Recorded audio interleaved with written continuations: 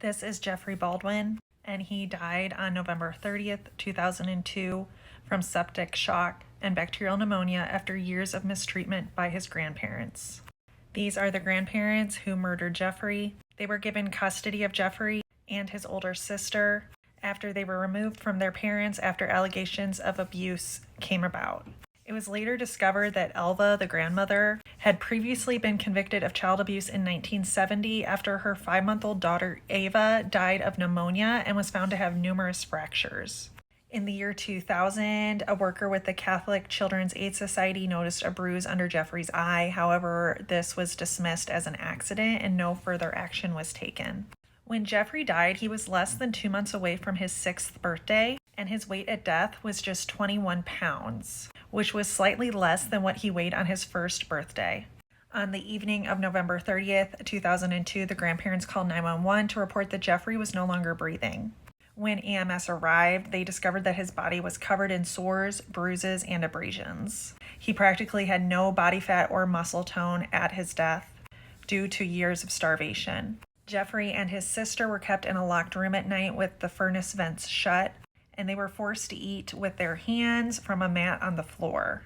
There were so many other awful things that were done to him and his sister, and I honestly don't want to talk about them on here. On March 19th, 2003, the grandparents were arrested and charged with second-degree murder for their role in his death. The judge was told that the couple used the children as a source of income, collecting government support checks while doing almost nothing to care for them and, as a matter of fact, abusing them. In 2006, they were both convicted of second-degree murder. The grandmother was sentenced to 22 years imprisonment, and the grandfather was sentenced for 20 years imprisonment. And after that, they will be eligible for parole. Trigger warning for the next photo that I show. It might be alarming.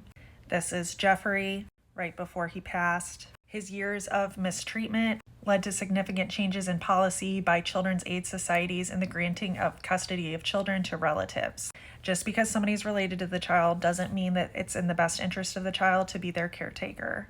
I was not able to find much information on the older sister. She did try to protect Jeffrey, but she was just 7 years old when he passed, and she was also being abused. There were other adults living in this home at the time, and they did nothing to help these poor children. This case honestly makes me sick. I'm going to have to stop researching it because it's really making me upset. I am so sad and full of grief for these innocent children in the world who are treated so terribly by the people who are supposed to love them the most.